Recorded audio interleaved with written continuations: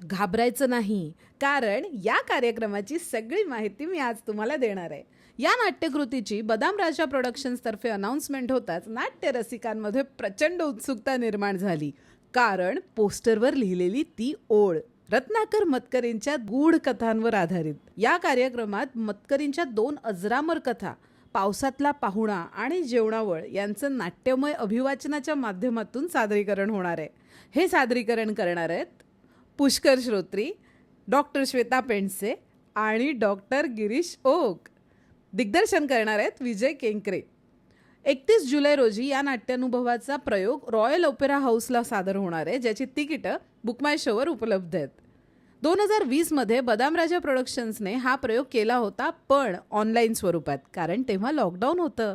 पण आत्ता लॉकडाऊन नाही आहे, मग वाट कसली बघताय? पटापट तिकीटं बुक करा आणि लक्षात ठेवा, घाबरायचं नाही.